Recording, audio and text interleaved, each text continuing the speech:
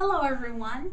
Tonight I want to talk with you about acknowledging challenges for teens and young adults with autism or developmental disabilities. When we acknowledge challenges, and when you acknowledge a challenge in your son or your daughter or your student, you are setting in motion a powerful direction in planning, and you are building a foundational building block in two ways: in their self-image and in their social belonging.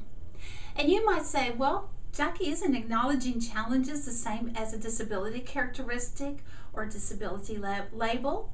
Well, no, not really. Well, let me demonstrate to you through this example. I'm going to tell you Elaine's story. I want you to see that when I tell you this story, how acknowledging challenges became the first step of many to follow that enhanced her self-image, enhanced her ability to connect and participate in different social settings for Elaine. Well, Elaine has autism, and she's 16 years old, and she is a sophomore in high school. She is very introverted, very quiet, and she likes to be alone a lot. For instance, when she's at home, she likes to be in her room, or when she's at school, she's basically a loner. Well, Elaine's disability characteristic on her school records say that she has a failure to develop peer relationships appropriate to developmental level. Well, if we took that disability characteristic and we focus mainly on it to see where it can take us to enhance her life, we become stuck and we can't see beyond that disability label. Well, this is especially true in the case in our world where there are standards for independent participation and where there are conforming to rules in our world.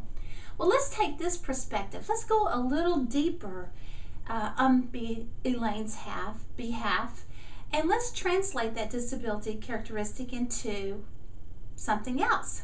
Elaine has the challenge.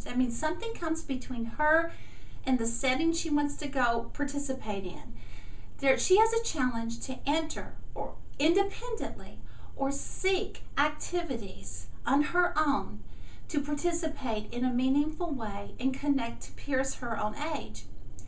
Elaine's typical life is sitting at home after school and on weekends. Her parents worry about her present life. She even seems to be depressed.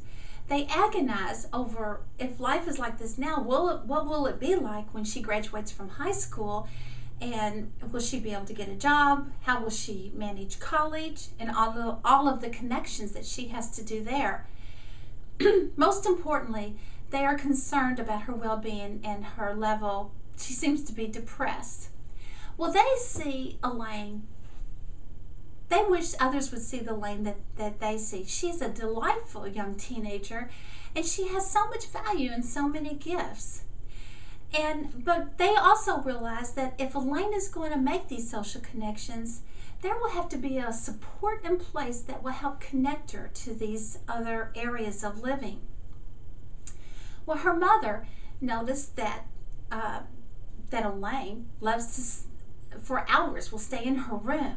And she has a fascination with music videos, and she will sing and she will dance, and she just goes on and on and on.